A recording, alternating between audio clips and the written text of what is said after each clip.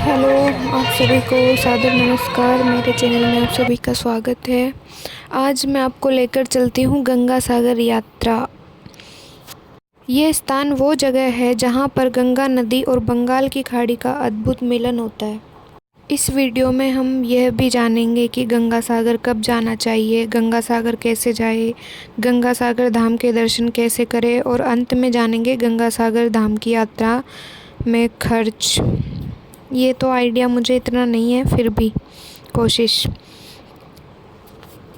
यात्रा हमारी यहीं से शुरू हो चुकी है। चलो साथ साथ जानते हैं हम गंगा सागर की कहानी के बारे में।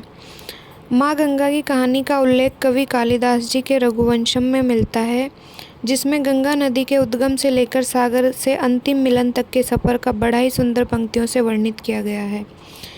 ये हम जा रहे हैं गंगा सागर घाट की तरफ। कथा के अनुसार एक बार भगवान राम के पूर्वज राजा सागर के द्वारा छोड़े गए अश्वमेघ के घोड़े को भगवान इंद्र पकड़कर महाराज कपिल मुनि के आश्रम में बांध दिए, जिससे राजा सागर परेशान होकर अपने 60,000 पुत्रों को घोड़ा ढूंढने के लिए भेजते हैं।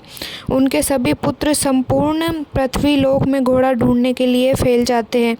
घोड़ा ढूंढते ढूंढते उनके सभी पुत्र कपिल मुनि के आश्रम में पहुंच जाते हैं और बंधे हुए घोड़े को देखकर कपिल मुनि को चोर समझ लेते हैं और उन्हें भला बुरा बोलने लगते हैं। तभी कपिल मुनि लज्जित होकर सभी को वहीं भस्म होने का श्राप दे देते हैं और वो सभी भस्म हो जाते हैं।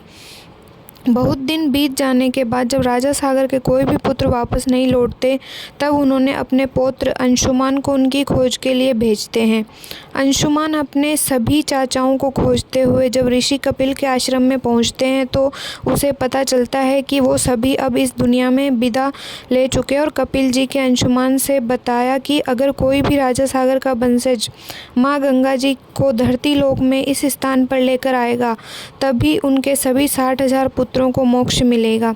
तभी से अयोध्या में राजाओं के कई वंशजों ने गंगा जी को धरती पर लाने के लिए घोर तपस्या किया, लेकिन सब विफल रहे।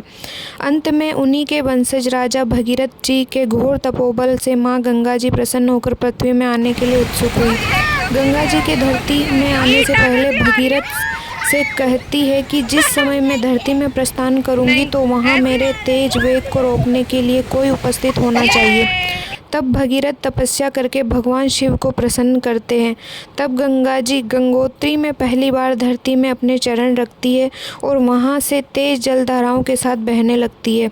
स्वर्ग से तेज धाराओं के साथ आती हुई माँ गंगा के प्रवाह को भगवान शिव जी ने अपनी जटाओं में बांध लेते हैं और वहां से गंगा 7 धाराओं में बट जाती है।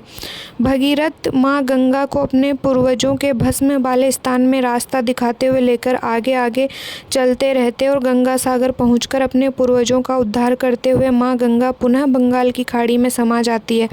ऐसी है गंगा सागर की कहानी। ऐसा क्यों कहा जाता है, सारे तीर्थ बार बार गंगा सागर एक बार?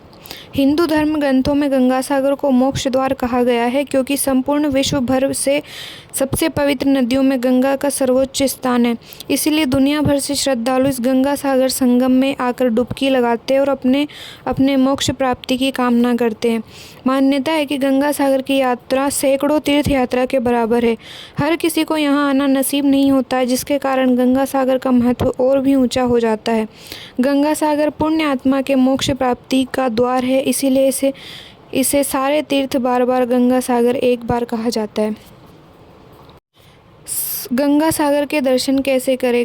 सागर और गंगा के संगम वाले स्थान पर स्नान करके सूर्य देवता को अर्घ्य दिया जाता है, यानी सूर्य की पूजा करते हुए गंगा माँ के चरणों में पुष्प नारियल यज्ञोपवीत भेंट करते हुए पूजा करने से माँ गंगा मनुष्य के पापों से मुक्त कर देती है। इसीलिए गंगा सागर का महत्व सर्वोच्च है।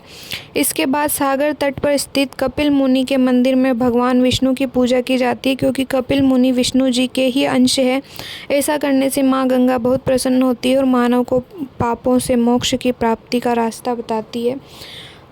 आगे का वीडियो कंटिन्यू आप देखिए, और वीडियो आएगा उसमें बताऊंगी कि कितना खर्चा आता है और कैसे जाएं।